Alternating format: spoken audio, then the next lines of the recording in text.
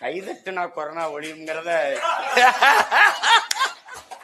அந்த காலகட்டத்தில் அடர்த்தியான வலி வேதனை இருந்தாலும் இந்த மாதிரி நினைச்சு பார்க்கும்போது மனசுக்கு ஒரு இளைப்பாறுதல் இருக்கு. என்னங்க பாருங்க, கைதட்டணும், விளக்கேத்தணும்,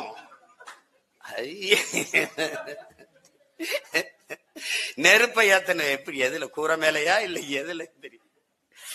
அது மாதிரி ஒரு கொடுமை பாருங்க.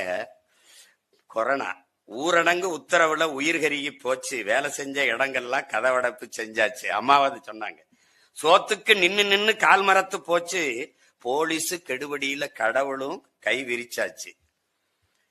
வேலை வெட்டி இல்லாம, பணங்காசு இல்லாம, கை கழுவ மருந்து தண்ணி, வாய்க்கவசம் இல்லாம, இடவெளி விட்டு பொழங்க, இட வசதி இல்லாம.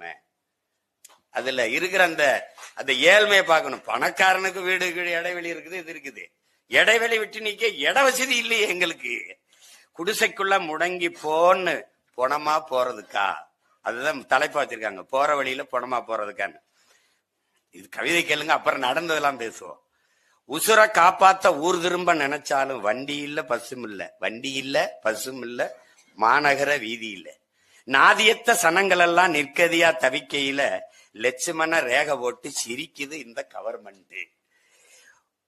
யோகிசாமி கருணையில காலந்தள்ளு நப்பாசையில புள்ளகுட்டியை தூக்கிக்கிட்டு பொடிநடையா ஊரு போனா எல்லையில குத்த வச்சு உக்கார ஆர்டர் போட்டு பீச்சி அடிக்கிறானே விஷமருந்த மேலு போறான். இதுல என்னன்னா,